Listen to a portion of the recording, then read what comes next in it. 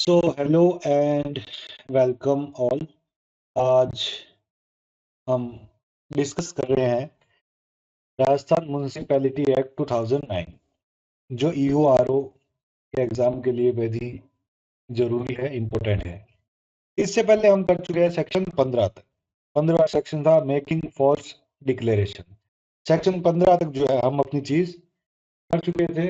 अब सेक्शन 16 से आगे बढ़ेंगे, धीरे धीरे देखते रहेंगे कि किस तरीके से हमें चीजें कवर करनी है। और जैसा कि मैंने आपको बताया, 11 जो सेक्शन था, 11वें सेक्शन के बाद से इसके इलेक्शन पे बातें हो रही है। अभी तक जो अपनों ने बातें की है वो इलेक्शन पे ईआरओ की बात हो, चाहे स्टेट इलेक्शन कमीशन की बात हो, स्टेट इलेक्शन कमिश्नर की बात हो, उनकी स्टेट गवर्नमेंट से कंसल्टेशन से रिलेटेड बात हो, यही सब बातें अभी चल रही है। सेक्शन 15 से हम शुरू करेंगे और सेक्शन 15 से 22 तक हम इस क्लास में करने की कोशिश करेंगे। ठीक है साहब। सेक्शन 15 क्या कहता है? सेक्शन 15 कहता है मेकिंग फॉल्स डिक्लेरेशन। ये तो आई थिंक ये हमारा हो गया था लास्ट क्लास में। हम 16 से करेंगे, 16 से 22 करेंगे। इसमें 15वां मैं आपको करवा चुका हूँ, 16 से शुरू करते हैं। 16 कह रहा है सीईओ। आप ये 16 तो सीधा याद रखो। अगर आपसे कोई पूछते चीफ इलेक्टोरल ऑफिसर सीईओ की बात किस में कही गई है, कौन से सेक्शन में कही गई है, तो ये आप कहेंगे कि 16वें सेक्शन में कही गई है।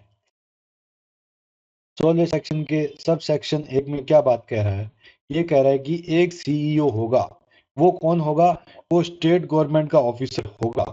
और उसे डेजिग्नेट या नॉमिनेट कौन करेगा? उसे डेजिग्नेट या नॉमिनेट करेगा स्टेट इलेक्शन कमीशन। लेकिन किससे कंसल्ट करके? स्टेट गवर्नमेंट के साथ कंसल्ट करके। फिर से वही दो तीन चीजें हैं। पहली चीज कि सीईओ होगा, वो अपॉइंट होगा या नॉमिनेट किया जाएगा। वो कौन होगा? स्टेट गवर्नमेंट का ऑफिसर होगा। कौन उसे नियुक्ति देगा, कौन नॉमिनेट करेगा? स्टेट इलेक्शन कमीशन करेगा। किसकी कंसल्टेशन से करेगा? स्टेट गवर्नमेंट की कंसल्टेशन से करेगा। सिंपल। अब इसका सब क्लोज टू क्या कहता है? वो कहता है subject to superintendence direction and control of state election commission. जो ये सीईओ है हमारा, ये पूर्णतया स्टेट इलेक्शन कमीशन के अंतर्गत काम करेंगे। All electoral rolls in state under this act. ये अच्छा, इसका सब सेक्शन का फिर क्लोज जो है वो कह रहा है कि जो सीईओ है वो सुपरवाइज करेंगे सभी प्रकार के जो प्रिपरेशन, रिवीजन, करेक्शन हो रहे हैं इलेक्टोरल रोल से। हमने देखा था कि ईआरओ के बारे में हमने देखा था, एईआरओ के बारे में देखा था। वो सब लोग क्या इलेक्टोरल रोल्स को बनाएंगे। मेन जो है, जिसको मैं कहूंगी लाइन स्टाफ, जो निचले स्तर पर कार्य कर रहा है ग्राउंड लेवल पे, वो ईआरओ एईआरओ काम कर रहे होंगे। और सीईओ जो है उस पूरे स्टेट में जो काम हो रहा है मतदाता सूची बनने का, उसको मॉनिटर करेंगे, सुपरवाइज करेंगे। दूसरा, shall supervise the conduct of all elections. किस तरीके से जो इलेक्शन का कंडक्ट है वो पूरा नियम कायदे कानून से हो रहा है, पूरी ईमानदारी से हो रहा है, जितने भी एक्ट के प्रोविजंस है उनके अंतर्गत हो रहा है, और किसी प्रकार की कोई धांधली नहीं हो रही है। ये सब चीजें चेक करने और सुपरवाइज करने का काम है सीईओ साहब का। all exercises such other powers and function as the SEC में डायरेक्ट। SEC अगर मैं बोलूंगा तो आप समझ जाइए स्टेट इलेक्शन कमीशन की बात कर रहा हूँ। तो इसके अलावा ये जो दो काम मैंने बताए, इसके अलावा स्टेट इलेक्शन कमीशन जो भी डायरेक्ट करेगा वो काम सीईओ साहब करेंगे। फिर हमारा सेक्शन 17। 17 क्या कहता है? 17 है डीईओ के बारे में। तो अब देखिए, ये आपको याद रहना चाहिए। जैसा मैंने बताया, एईओ हमने पढ़ा था, फिर नहीं सॉरी, ईआरओ हमने पढ़ा था, फिर असिस्टेंट ईआरओ पढ़ा था। ठीक है, अभी हमने 16 में सीईओ पढ़ा है, चीफ इलेक्टोरल ऑफिसर। और 17 में डीईओ है, डिस्ट्रिक्ट इलेक्शन ऑफिसर्स। ये एक से ज्यादा हो सकते हैं। तो ये इनके तो सीधे सीधे सेक्शंस याद रहने चाहिए। इनके पद किस में सृजित किए गए हैं, फंक्शंस किस में है। डिस्ट्रिक्ट इलेक्शन ऑफिसर्स में कहता है फॉर ईच डिस्ट्रिक्ट, हर एक जिले के लिए स्टेट में, the SEC state election commission in consult with state government. वही जो लैंग्वेज है वही हर एक के अपॉइंटमेंट में यूज की जा रही है। डेजिग्नेट करेंगे या नॉमिनेट करेंगे एक DEO who shall be an officer of state government. जो चीजें सीईओ के अपॉइंटमेंट के टाइम और ईआरओ के अपॉइंटमेंट के टाइम थी, वही चीजें सेम है कि स्टेट इलेक्शन कमीशन द्वारा नॉमिनेट या डेजिग्नेट किया जाएगा, और state election commission state government से कंसल्ट करेगी, और वो जो व्यक्ति होगा, वो जो आदमी होगा, वो कैंडिडेट स्टेट गवर्नमेंट का एम्प्लॉय या स्टेट गवर्नमेंट का ऑफिसर होगा। प्रोवाइडेड, परंतु दैट द एसईसी में डेजिग्नेट और nominate more than one such officer for a district. ये चीज देखिए यहाँ पे ये इंपॉर्टेंस रखती है। अगर आपसे क्वेश्चन पेपर में पूछ ले कि क्या एक जिले के लिए एक ही डिस्ट्रिक्ट इलेक्शन ऑफिसर होगा, नहीं, एक या एक से ज्यादा भी हो सकते हैं। ये निर्धारित करेगा कौन? एसईसी, स्टेट इलेक्शन कमीशन इस चीज को निर्धारण करेगा। If the state election commission is satisfied that the function of the office cannot be performed satisfactorily by one officer।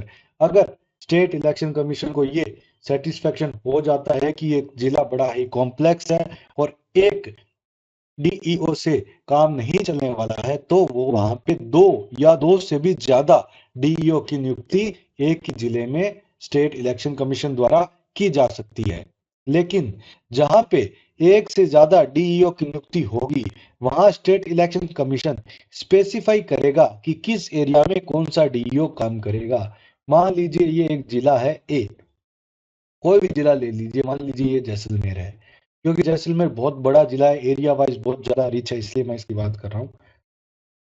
मान लीजिए इसमें स्टेट इलेक्शन कमीशन ने कहा कि दो डीईओ काम करेंगे, तो इसमें स्टेट इलेक्शन कमीशन ये जो तहसील है इनका बंटवारा करके देगा कि या भाई इस वाले इलाके में ये जो ए नाम का डीईओ है वो काम करेगा, और इस वाले इलाके में ये जो बी नाम का डीईओ जो हमने डेजिग्नेट किया वो काम करेगा।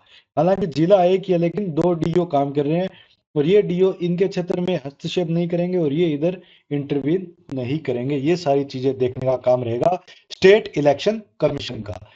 थर्ड सब क्लोज क्या कहता है? Subject to the superintendence direction and control.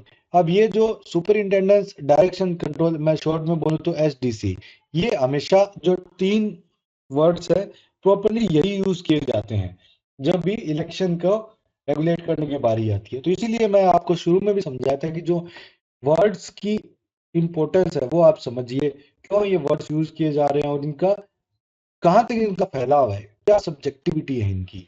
अच्छा, subject to the SDC of the CEO, the DEO shall coordinate and supervise all work in connection with the conduct of elections in municipality of the district within his jurisdiction। CEO साहब के निर्देशन में सभी DEO साहिबान अपने जिलों में election का काम सुपरवाइज करेंगे, इंप्लीमेंट करेंगे और इस एक्ट के प्रोविजंस के अंतर्गत करेंगे। ये चीज इसमें कही गई है। फोर्थ सब सेक्शन क्या कहता है? The DEO shall also perform other such functions. जैसा कि स्टेट इलेक्शन कमीशन को या सीईओ को उचित लगे, सीईओ साहब या स्टेट इलेक्शन कमीशन निर्देशित कर सकते हैं कि डीईओ जो है वो ये अलग फंक्शन जो है वो भी आपको परफॉर्म करना पड़ेगा, और वो डीईओ उसे नकारेंगे नहीं, उन्हें बकायदा वो करना पड़ेगा। सेक्शन 18, सेक्शन 18 क्या कहता है? सेक्शन 18 कहता है staff of local authority etcetera to made available. ठीक है, इसका सब सेक्शन 1 क्या कहता है? Every local authority in state shall when so required by CEO make available to any ERO electoral registration officer, ERO जो हम पहले पढ़ चुके हैं, such staff as may be necessary for performance of any duties in connection with the preparation and revision of electoral rolls। कहने का मतलब है कि सीईओ साहब को जब ऐसा लगेगा कि ईआरओ साहब को जरूरत है स्टाफ की मतदाता सूची बनाने के लिए या इलेक्शंस करवाने के लिए, तो वो किसी भी लोकल अथॉरिटी से डिमांड कर सकते हैं और वो लोकल अथॉरिटी इन्हें मना नहीं करेगी। लेकिन अब आपका सवाल ये होना चाहिए कि यहाँ पे जो है आप लोकल अथॉरिटी किसको कह रहे हो? क्या सारे सरकारी ऑफिस या सेमी गवर्नमेंट ऑफिसर्स या प्राइवेट भी? लोकल अथॉरिटी में कौन कौन आएगा? तो लोकल अथॉरिटी की डेफिनेशन भी आगे हमें इसी एक्ट के इसी सेक्शन सब सेक्शन में मिलेगी। हाल फिलहाल हम दूसरा सबसेक्शन देख लेते हैं। The authorities specified in subsection 3, जो इसमें स्पेसिफाइड है, shall when so required by CEO make available to any RO returning officer such staff as may be necessary for performance of any duties in connection with an election। जो बात मैंने आपको अभी समझाई वही बात इसमें कही गई है कि लोकल अथॉरिटी द्वारा जैसे ही सीईओ साहब द्वारा ये डिमांड की जाएगी कि उन्हें स्टाफ की जरूरत है रिटर्निंग ऑफिसर को सपोर्ट करने के लिए, उन्हें कार्य को निष्पादन करने की मदद करने के लिए, तो वो लोकल अथॉरिटीज मना नहीं करेंगे और वो स्टाफ, जितना भी स्टाफ की जरूरत है, लोकल अथॉरिटी उन्हें प्रोवाइड करेंगे। The following shall be the authorities for the purpose of sub section 2 नेमली। इसमें अथॉरिटीज में किस किस को, एवरी लोकल अथॉरिटी, जो जितनी भी लोकल अथॉरिटी है, जैसे पंचायती राज इंस्टीट्यूशंस है, urban local self government bodies है, rural local self government bodies में तो ये आ गया। इसके अलावा any other institution, concern or undertaking which is established by or under a state act or which is controlled or financed wholly or substantially by funds provided directly or indirectly by state government। इस ये बड़ी ही vast definition इसने use की है। अब इसमें लगभग लगभग सही सभी जो बॉडीज है जो इसमें इंक्लूड हो जाएगी, कि ऐसे इंस्टीट्यूशन जो डायरेक्टली स्टेट गवर्नमेंट के एक्ट से बने हैं, जितने भी, अगर मान लीजिए आप अगर कोई कॉलेज की बात कर रहे हो या फिर किसी मेडिकल कॉलेज की बात होगी, बड़े संस्थानों की बात होगी, पंचायती राज एक्ट के तहत जितने भी पंचायती राज में इंस्टीट्यूशंस बने हुए हैं, और भी जितने भी एक्ट है, म्यूनसिपैलिटी एक्ट में जो बॉडीज बनी हुई है, जो भी सरकार के एक्ट में बॉडीज बनी हुई है, सब आ जाएगी इसमें। और ऐसी बॉडीज जो एक्ट में नहीं बनी हो चाहे, लेकिन होली और सब्सटेंशियली, मतलब पूर्ण रूप से, आंशिक रूप से, पार्शियली भी स्टेट गवर्नमेंट द्वारा फंडिंग हो रही है उनकी, डायरेक्टली भी और इनडायरेक्टली भी, तो भी वो बॉडीज अथॉरिटीज में आएंगी और उन्हें अपना स्टाफ सीईओ साहब के कहने पे इलेक्शन को या इलेक्टोरल रोल को प्रिपेयर करने में देना पड़ेगा, इसमें कोई डाउट नहीं है। सेक्शन 19, सेक्शन 19 कहता है officers and staff deemed to be on deputation to the SEC state election commission. इसमें यह बताया गया है कि जैसे ही सीईओ साहब द्वारा डिमांड की गई स्टाफ की किसी भी लोकल अथॉरिटी से, तो लोकल अथॉरिटी वो स्टाफ अवेलेबल कराएगा, और जिस दिन से लोकल अथॉरिटी ने वो स्टाफ अवेलेबल कराया है, उसी दिन से वो स्टाफ माना जाएगा कि वो स्टेट इलेक्शन कमीशन के डेपुटेशन पे काम कर रहा है, उसकी डेपुटेशन पे काम करेगा वो। The officers and staff deployed in connection with the preparation, revision, and correction of rolls, and for the conduct of all elections, मतदाता सूची बनानी हो या इलेक्शन कराने हो, इस एक्ट के तहत shall deem to be on deputation to state election commission for period during which they are so deployed, and such officers and staff shall during that period be subject to control and superintendence of SEC। पूर्ण रूप से SEC के अंतर्गत काम करेंगे और SEC के subordination में काम करेंगे, उनके कंट्रोल में भी और सुपरिंटेंडेंस में भी वो सारा स्टाफ जो है उसी दिन से काम करेगा। स्टेट इलेक्शन कमीशन के अंतर्गत डेप्यूट माना जाएगा वो स्टाफ उसी दिन से। ये सेक्शन 19 कह रहा है इस एक्ट का। इसी एक्ट का सेक्शन 20 बताता है कि कोई ऑफिसर मतदाता सूची बनाते वक्त अगर अपनी ड्यूटी को ब्रीच करता है, अपनी ऑफिशियल ड्यूटी को, अपने राजकीय कर्तव्य को निष्पादन करने में चूक करता है, ब्रीच करता है, उल्लंघन करता है, तो क्या होगा? इफ एनी ERO और अदर पर्सन, चाहे वो DEO चाहे CEO कोई भी हो सकता है, जो इस एक्ट में जिसको कुछ रिस्पॉन्सिबिलिटी मिली है, ऑफिशियल ड्यूटी मिली है, under this act to perform any official duty in connection with preparation, revision and correction of an electoral roll, or the inclusion or exclusion of any entry in or from that roll, is without reasonable cause guilty of any act। अगर वो बिना किसी reasonable cause दिए हुए guilty पाया जाता है अपने कर्तव्य में ऑफ एनी एक्ट और omission in breach of such official duty, he shall on conviction be punishable with imprisonment for a term which shall not be less than 3 months 3 महीनों तक की, मिनिमम 3 महीनों तक की जेल उसे हो सकती है, बट विच में एक्सटेंड, आई एम सॉरी यहाँ पे, अच्छा, बट विच में एक्सटेंड टू 2 इयर्स। ये 3 महीनों की जेल आपके जो आपने जो ब्रीच किया कार्य उसकी इंटेंसिटी पे डिपेंड करेगी, और ये मैक्सिमम 2 साल तक एक्सटेंड हो सकती है। ये तो हुई जेल की बात। और मॉनेटरी जो दंड आपको दिया जाएगा वो होगा 1000 रुपीज से लेके 1000 रुपीज से लेके 2 के तक, 2000 रुपए तक। सो 1 से 2000 रुपए तक आपको दंड भुगतना पड़ सकता है, और 3 महीने से 1 साल 2 साल तक की मैक्सिमम जेल आपको हो सकती है अगर आपने अपनी ऑफिशियल ड्यूटी ब्रीच की। और इसमें सिर्फ ईआरओ नहीं, कोई भी ऐसा व्यक्ति जिसको रिस्पॉन्सिबिलिटी दी गई है preparation, revision, correction, inclusion, exclusion करने की इलेक्टोरल रोल में, वो सब इसमें इंक्लूड होंगे। तो इसीलिए चुनाव का जो कार्य है वो बहुत ही सीरियसली लिया जाता है। चुनाव के कार्य को कभी भी टाइम के साथ, उनके नियम कायदों के साथ कोई भी कर्मचारी खिलवाड़ करना पसंद नहीं करता है, क्योंकि डायरेक्ट एक्शन, इमीडिएट एक्शन उस पर हो सकता है। और इसमें ये दोनों चीजें भी क्लियर है कि किसी प्रकार का कोई वाद, कोई सूट या फिर legal proceedings shall lie against any such officer or other person for damages in respect of any such act or omission as aforesaid। अगर उसने कुछ भी, वो गिल्टी हुआ है नहीं हुआ है, जो भी हो रहा है, उसका कोई भी वाद दायर या लीगल प्रोसीडिंग शुरू नहीं होगी। सारा जो कार्य है इस एक्ट के प्रोविजंस के तहत जो है वो किया जाएगा। कोई लीगल प्रोसीडिंग या कोई सूट, कोई वाद दायर उस पर नहीं किया जाएगा। No court shall take cognizance of any offence punishable under subsection 1 unless there is a complaint made by order of or under authority from the SEC, CEO और DEO।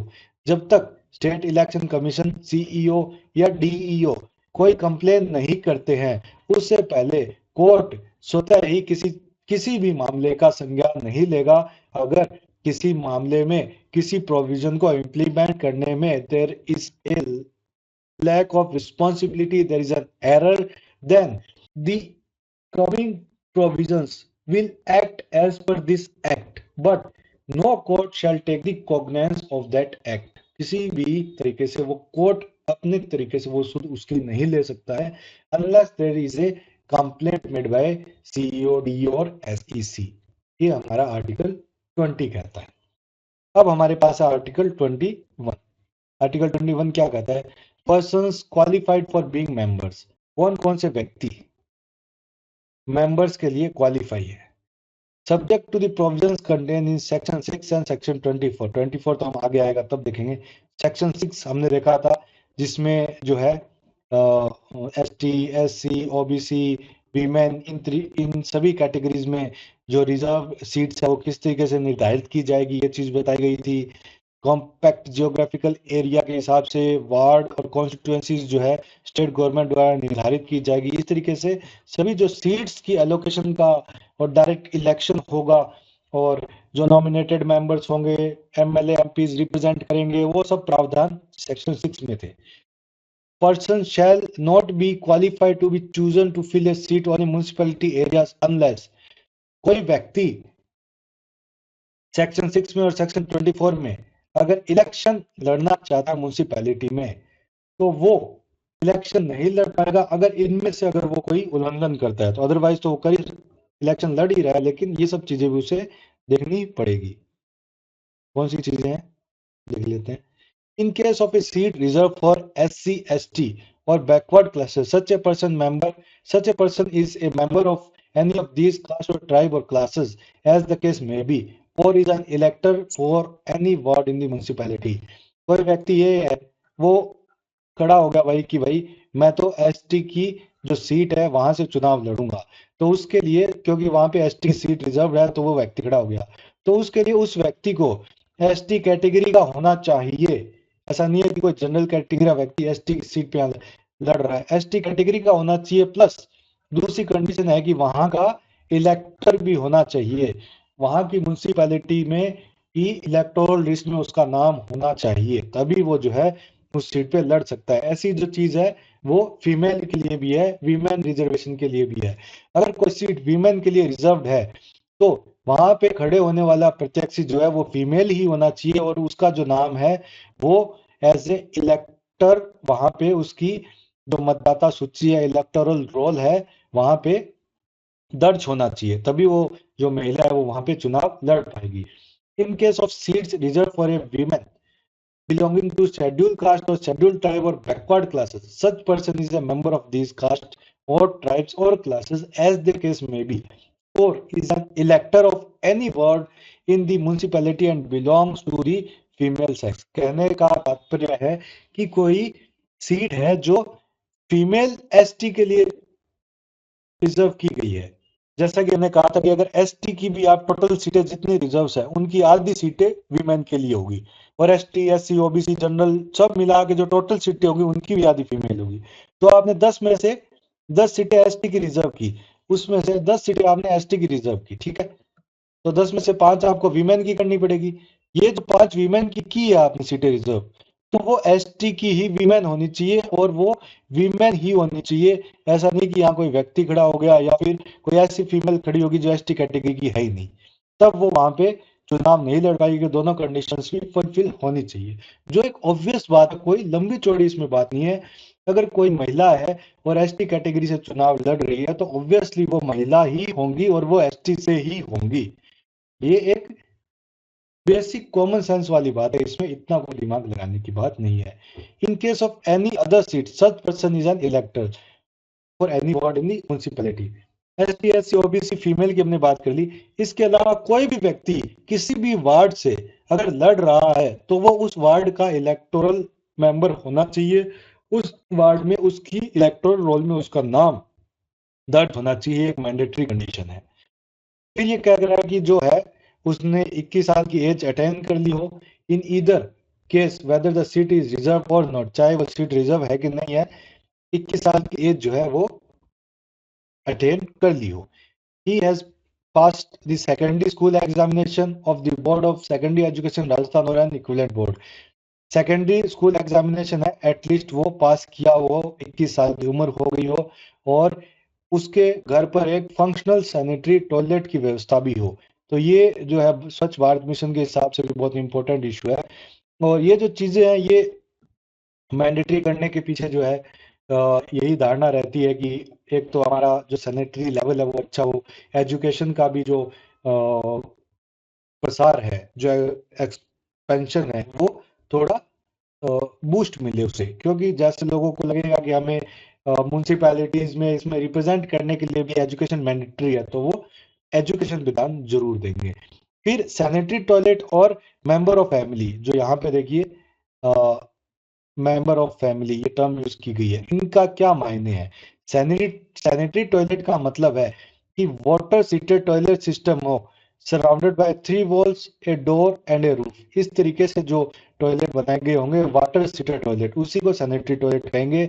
और मेंबर ऑफ फैमिली वो होगा जिसमें spouse आएगी, children आएंगे और उसके parents आएंगे। कोई व्यक्ति है, लिविंग पेरेंट्स ऑब्वियसली, उसकी स्पाउस आएगी, उसके बच्चे आएंगे और उसके पेरेंट्स आएंगे, वो उसमें फैमिली मेंबर्स में आएंगे। तो अगर किसी व्यक्ति को चुनाव में अपना रिप्रेजेंटेशन करना है, वो लड़ना है, तो ये मैंडेटरी कंडीशन है, ये तो उसमें होनी ही चाहिए। फिर है आर्टिकल 21A। ये थोड़ा सा टिपिकल आर्टिकल है, इसको थोड़ा सा आप ध्यान से समझने की कोशिश करना, थोड़ा सा अलग सा है, इसलिए हो सकता है कि हमें एक दो बारी लगे, पर समझ आ जाएगा। Special qualification for election of certain seat. जैसे कि हमने देखा कि जो सारी सीटें हैं वो डायरेक्ट इलेक्शन से भरी जाएगी, ठीक है, डायरेक्ट इलेक्शन से भरी जाएगी, और उसके लिए जो क्वालिफिकेशंस होगी वो हमने इसमें से देख ली। आर्टिकल 21 में हमने क्या देखा, हमने देखा कि persons qualified for being members, member बनने के लिए क्या क्वालिफिकेशंस चाहिए। 21A में कह रहा है कि कुछ स्पेशल क्वालिफिकेशंस सर्टेन सीट्स के लिए अलाउ की गई है। उन सर्टेन सीट्स पे स्पेशल क्वालिफिकेशंस, स्पेशल अहर्ता, विशेष अहर्ता लागू की गई है। कुछ सीट्स है जिन पे विशेष अहर्ता लागू की गई है, वो सीट्स कौन कौन सी है, और जो विशेष अहर्ता है वो 21 से 35 साल वाले व्यक्तियों के लिए ही लागू होगी। ये स्पष्ट रूप से इसमें इस प्रोविजन में कह दिया गया है। ये 21A, ये तो आप जरूर याद रखें, क्योंकि देखिए किसी का A B C ये बहुत ही रेयर आया है, सबसे पहले ही आया है ऐसा 21 का A, तो एक तो ऐसे ही इंपॉर्टेंट हो जाता है। और इसमें क्या है, स्पेशल क्वालिफिकेशन है, तो वैसे भी एक यूनिक सेक्शन है ये। इसमें क्या कहता है, not more than 2 seats each from seat reserve for SC ST backward classes women in municipality shall be determined upon this section. मतलब ST SC OBC और वीमेन, इनके लिए नॉट मोर देन 2 सीट्स, मतलब ज्यादा से ज्यादा दो से ज्यादा नहीं, दो जो सीट्स है वो स्पेशल क्राइटेरिया से, विशेष अहर्ता से ली जा सकती है, जो इसमें यहाँ पे इसने बात की है। दो जो सीट्स है वो विशेष अहर्ता से ली जा सकती है।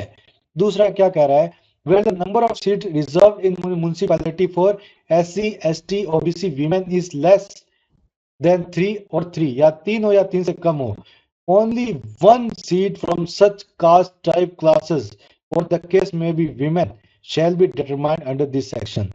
अगर देखिए नॉर्मल केस में तो ये होगा कि आप एटलीस्ट मैक्सिमम 2 ले सकते हो, नॉट मोर देन 2 सीट्स। अगर मान लीजिए ST SC OBC women is 3 और लेस देन 3, अगर इनकी जो रिजर्व सीट्स है वो 3 है या फिर लेस देन 3 है, ठीक है, 3 3 3 है, इनकी टोटल सीटें जो रिजर्व है, तो उनमें से एक ही, बस एक ही जो है वो स्पेशल क्वालिफिकेशन से ले सकते हैं, विशेष अहर्ताओं से ले सकते हैं। यहाँ पे तो हमने कहा कि ST SC OBC वीमेन की कितनी भी सीट रिजर्व हो सकती है, उन रिजर्व सीटों में से मैक्सिमम 2 ही जो है विशेष अहर्ता से ले सकते हैं। लेकिन इसमें हमने कहा कि अगर मान लो टोटल रिजर्व सीट 3 या 3 से कम है, तो एटलीस्ट एक एक तो लेनी पड़ेगी विशेष अहर्ता से। फिर कह रहा है कि अगर जो अनरिजर्व जनरल सीट्स है उनमें से हर 5 में से एक सीट जो है वो विशेष अहर्ता से अलाउ किया जाएगा उसको लेने के लिए। Only one from such seat shall be determined under this section.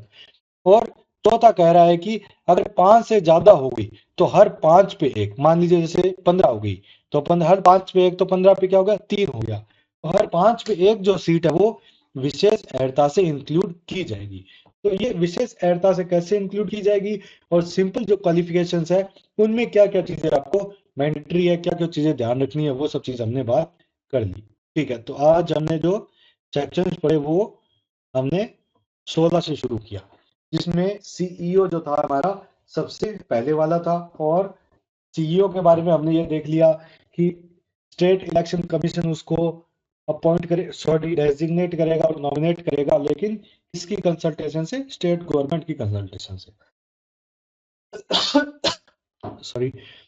और दूसरा सब क्लोज हमने ये देखा कि सीईओ जो है direction control superintendence of state election commission काम करेगा, और वो एक तरीके से सुपरवाइज करेगा कि इलेक्टोरल रोल्स अच्छी तरह से बन रहे हैं, सभी प्रकार के इलेक्शंस अच्छी तरह से कंडक्ट हो रहे हैं या नहीं हो रहे हैं, या फिर अदर सच पावर्स जो स्टेट इलेक्शन कमीशन उसे कहे। फिर हमारा जो सेक्शन था वो था सेक्शन 17, जिसमें हमने देखा कि जो DEO डिस्ट्रिक्ट इलेक्शन ऑफिसर जो है उसकी नियुक्ति कैसे होगी। वो भी वैसे ही होगा जैसे CEO ERO वो सब हुए थे। कैसे होगा, उनको state election commission state government की कंसल्टेशन के बाद करेगी। दूसरा जो इम्पोर्टेंट पॉइंट है वो ये है कि एक जिले में एक से ज्यादा भी DEO काम कर सकते हैं, इसका निर्धारण स्टेट इलेक्शन कमीशन करेगा कि क्या इसकी जरूरत है तो बकायदा 2 से ज्यादा भी DEO लगाए जा सकते हैं। दूसरा सब सेक्शन कहता है 2 से ज्यादा DEO लगा दिए तो एरिया स्पेसिफाई करके बता दो भाई कि इस एरिया में ये DEO काम करेगा, उससे ताकि क्या है कि काम भी होता रहे और एक दूसरे के काम में हस्तक्षेप ना हो, और कोई एरिया काम होने से वंचित ना रहे, और एक दूसरे की पावर जो है वो कॉन्ट्राडिक्ट ना हो एरिया में। तीसरा क्या कह रहा है कि जो सीईओ है अगर उसे लगे कि उसके स्टाफ की जरूरत है तो वो लोकल बॉडी से स्टाफ ले लेगा। नहीं, तीसरे में ये कह रहा है कि जो सीईओ है वो सुपरिंटेंडेंस डायरेक्ट या कंट्रोल करेगा DEO को, और DEO जो है इलेक्टोरल रोल्स को कंडक्ट कराने के लिए, इलेक्शन कंडक्ट कराने के लिए काम करेंगे। चौथा सब सेक्शन कह रहा है कि अदर फंक्शन जो स्टेट इलेक्शन कमीशन या सीईओ डिसाइड करे वो सब भी DEO निष्पादित करेगा। 18वां मैंने आपको बताया कि जो स्टाफ है वो सीईओ जैसे ही मांगेगा तो लोकल अथॉरिटीज को प्रोवाइड करवाना पड़ेगा। और तीसरे सबसेक्शन में कह रहा है कि लोकल अथॉरिटीज में जो लोकल अथॉरिटीज है वो सब तो आएगी, इसके अलावा ऐसी अथॉरिटीज जो किसी भी स्टेट के कानून से बनी है या फिर पूर्ण रूप से आंशिक रूप से स्टेट द्वारा फाइनेंस की जा रही है या डायरेक्टली या इनडायरेक्टली भी फाइनेंस की जा रही है, वो सब इसमें इंक्लूड होंगी। 19वां सबसेक्शन था कि जैसे ही किसी स्टाफ को सीए ने मांग की ईआरओ की मदद के लिए इलेक्शन के काम में जिस दिन लगाया उसी दिन से वो स्टाफ स्टेट इलेक्शन कमीशन के अंतर्गत डेप्यूट माना जाएगा। और स्टेट इलेक्शन कमीशन ही उसे सुपरिंटेंडेंस करेगा, कंट्रोल करेगा और उसके फंक्शंस तैयार करके देगा। 20वां है ब्रीच ऑफ ड्यूटी। कोई भी ऐसा व्यक्ति जिसे इलेक्टोरल रोल या इलेक्शंस करवाने हैं या फिर उनके रिवीजन का इंक्लूजन एक्सक्लूजन मॉडिफिकेशन का काम की रिस्पॉन्सिबिलिटी है, अगर उसने अपने कर्तव्य को ब्रीच किया और वो गिल्टी पाया गया तो उसे 3 महीने से 2 साल तक की सजा हो सकती है और 1000 से 2000 रुपए तक का जुर्माना देना पड़ सकता है। तीसरे और चौथे में दूसरे और तीसरे सब सेक्शन में ये कह रहा है कि कोई भी तरीके का जो कोर्ट है वो अपने तरफ से कॉग्निजेंस नहीं ले पाएगा जब तक कि डीईओ सीईओ या इलेक्शन कमीशन जैसी कोई बॉडी कंप्लेन ना करे इस एक्ट में, अगर किसी भी व्यक्ति ने कोई कार्य किया है उसके रिलेशन में। 21वें ने क्वालिफिकेशन के बारे में बता दिया कि मेंबर्स की क्वालिफिकेशन किस तरीके से होगी तभी वो वहां पे पार्टिसिपेट कर पाएगा। और 21A जो मैं बहुत इंपॉर्टेंट मानता हूं उसमें ये कह दिया कि स्पेशल क्वालिफिकेशन सर्टेन केसेस में होगी, notwithstanding anything to the contrary contained in any provision of this act or any other law of the time being for the time being in force, a person shall not be eligible for election on such municipality seats as may be determined by state government in prescribed manner unless he or she is within the age group of 21 to 35 years and otherwise eligible for election on such seats।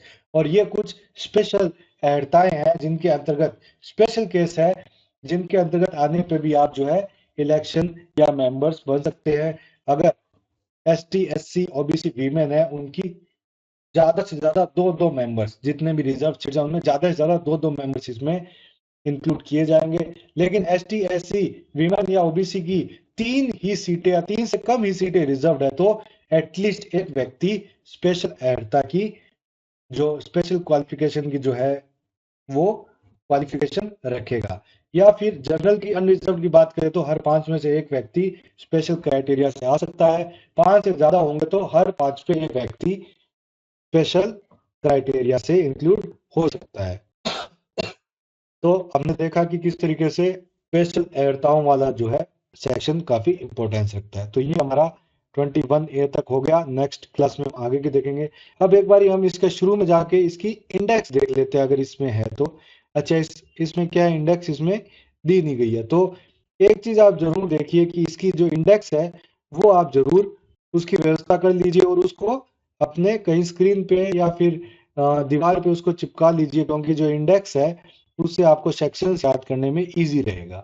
तो चलिए अगली बार जब हम आएंगे तो index भी लेके आएंगे और कुछ क्वेश्चंस भी लेंगे और नेक्स्ट क्लास में आगे के जो 5-7 सेक्शंस है वो भी हम करेंगे। तो चैप्टर सेकंड से हमने अपना कार्यक्रम जो है वो शुरू किया हुआ है और एक एक सेक्शन को समझते हुए चल रहे हैं। और अभी भी ऐसा लग रहा है कि किसी सेक्शन में डाउट बच गए हैं और वो सेक्शन क्लियर नहीं हुआ है तो आप मुझे बता दीजिए, मैं आपको फिर से एक बार वो चीज डिस्कस कर दूंगा। सेक्शन और उनका नंबर और सेक्शन का टॉपिक ये आपको रखना होगा, इसमें मैं आपकी कोई मदद नहीं करूंगा। किसी कंसेप्ट में या किसी लैंग्वेज में फिर से कोई दिक्कत आ रही है तो इसको हम एक बार फिर से समझ लेंगे। टेंशन वाली लेने वाली बात नहीं है, बिना टेंशन के फ्री माइंड होके पढ़ोगे तो ये चीजें समझ आएगी। ज्यादा लोड लोगे तो चीजें ज्यादा बिगड़ेगी। और कोई चीज नहीं समझ आ रही है एक बार के लिए आप उसे रट लो, कोई इशू नहीं है, क्योंकि एट द एंड हमें एग्जाम निकालना है। अगर एग्जाम से 2 दिन पहले हमें कोई चीज नहीं समझ आ रही है तो उसको रट के चले जाओ। और अभी तो हमारे पास टाइम पड़ा है, तब रटने की बात नहीं है, तब तो हम समझ ही लेंगे। लेकिन फिर भी बहुत सारी चीजें क्या होता है कि हर व्यक्ति को हर चीज समझ नहीं आ सकती है, तो कभी कभी कुछ चीज एज इट इज रट लेने में भी क्या होता है, फायदा होता है। आपके मार्क्स बन जाते हैं, एग्जाम क्लियर करने के बाद आपको चीजें और क्लियर हो जाती है। जब आप जॉब में आते हो तो और क्लैरिटी भी हो जाती है, तो इतना लोड अपने को नहीं लेना है। सो इसी के साथ ये क्लास भी हम ऑफ करते हैं। We will meet soon for the next class, और उसमें हम सेक्शन 22 से स्टार्ट करेंगे। So thank you very much.